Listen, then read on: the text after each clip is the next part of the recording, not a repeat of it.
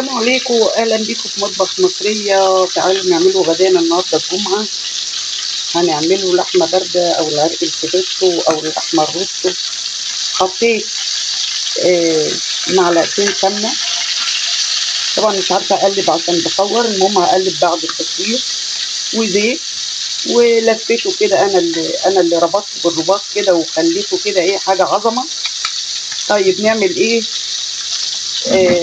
انا هحمره على كل الجوانب.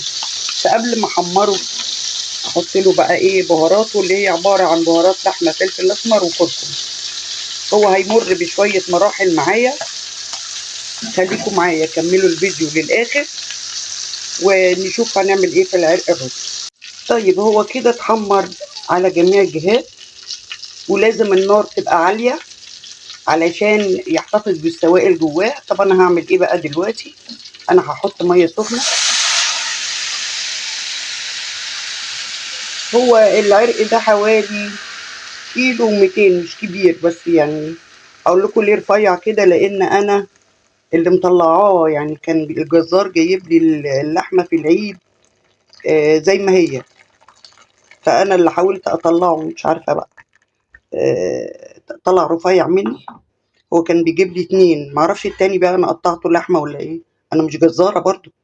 المهم بس بنحاول، يعني بنحاول نتعامل. حطيت له دلوقتي الميه وصلت لنصه.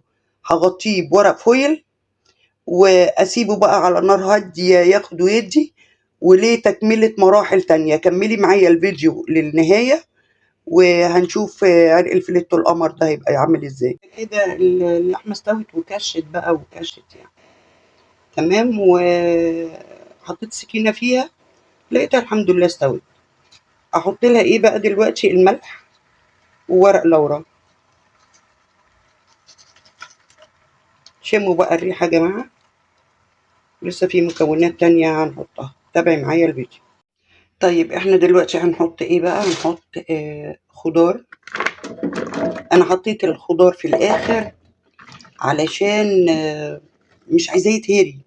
هي بتاخد وقت في التسوية. فانا حطيت الخضار في الاخر. ايه ده اللي انا بعمله ده؟ وهزود بقى شوية بهارات خفيفة وشوية ملح كمان، واغطي عليه ويستوي وتعالوا نقدموه. انا نسيت اقول لكم مكونات الخضار.